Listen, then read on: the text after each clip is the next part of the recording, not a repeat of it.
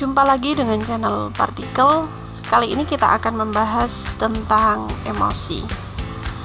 Sering kan dari kalian ngomong, emosi aku sama dia, orang kok nggak tahu malu, dan lain sebagainya. Sebenarnya sering penggunaan kata emosi itu ditempatkan pada tempat-tempat yang kurang tepat. Kenapa seperti itu? Oke, mari kita bahas emosi secara teoritis dahulu, sehingga kenapa penggunaan kata emosi sering tidak tepat pada penggunaannya. Pada umumnya perbuatan kita sehari-hari disertai oleh perasaan-perasaan tertentu. Perasaan senang, tidak senang, marah, benci, bahagia, dan lain sebagainya. Perasaan-perasaan yang sering kita definisikan dengan nama-nama tersebut sering disebut dengan warna afektif. Warna ini bisa jadi sangat bold, atau kita rasakan dengan sangat mendalam, atau biasa saja. Lalu apakah perasaan dan emosi itu dua hal yang sama ataukah berbeda? Menurut Sarwono dinyatakan dalam bukunya bahwa dua hal tersebut tidak bisa dibedakan dengan tegas, atau tidak ada garis demarkasi yang tegas yang memisahkan antara keduanya, karena keduanya merupakan suatu kelangsungan kualitatif. Selanjutnya, Sarwono mendefinisikan emosi meliputi setiap keadaan pada diri seseorang yang disertai dengan warna afektif, baik pada tingkat yang lemah atau dangkal maupun pada tingkat yang kuat.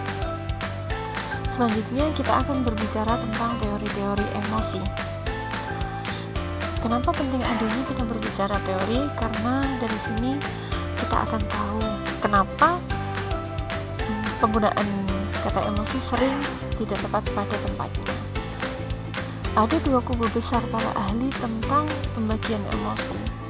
Yang pertama yaitu nativistik, atau yang menyatakan bahwa emosi itu pada dasarnya merupakan bawaan sejak lahir, dan yang kedua adalah empiristik, yang mengatakan bahwa emosi dibentuk oleh pengalaman dan proses belajar.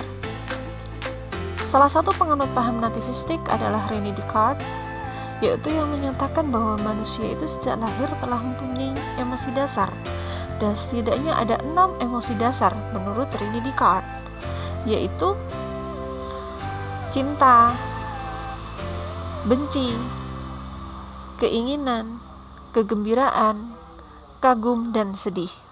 Sedangkan teori besar yang kedua, yaitu empiristik, ada beberapa nama besar di sini, diantaranya William James, Carl Jung. Salah satu teori besar yang mungkin tidak asing bagi teman-teman psikologi adalah teori James Lange. Menurut teori ini, emosi adalah ketika terdapat perubahan-perubahan yang terjadi pada tubuh sebagai respon terhadap rangsangan yang datang dari luar, dan perubahan tersebut kemudian dipersepsikan. Seperti itulah terjadinya emosi menurut teori James Lange.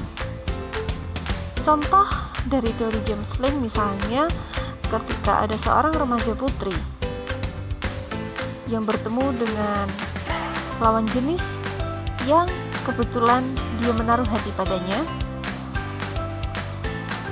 Pada saat itu remaja putri tersebut tubuhnya bereaksi dengan memompa darah dengan semakin cepat, denyut jantung yang juga semakin cepat, dan paru-paru pun lebih cepat memompa udara dan sebagainya.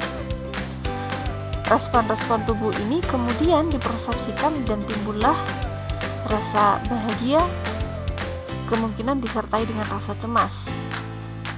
Jadi, menurut teori James Lange, remaja putri tersebut bukan berdebar-debar karena bahagia setelah melihat lawan jenisnya, melainkan karena ia berdebar-debar maka timbullah rasa bahagia. Mengapa rasa bahagia yang timbul? Hal ini disebabkan oleh hasil pengalaman dan proses belajar. Pada akhirnya kita tahu bahwa setiap hari dari kehidupan kita melakukan hal disertai dengan emosi. Jadi emosi bukan hanya marah, melainkan juga bahagia, senang, dan lain sebagainya. Kita makan disertai dengan emosi, kita berjalan ke sekolah disertai dengan emosi, dan setiap kegiatan yang lain. Hanya saja kemungkinan tidak semua dari kegiatan tersebut disertai dengan tingkat emosi yang sama. Ada yang biasa saja, bahkan misalnya makan, karena sudah setiap hari kita laksanakan atau kita mengulang-ulang kegiatan tersebut, maka tidak ada emosi yang istimewa atau yang mendalam yang menyertainya.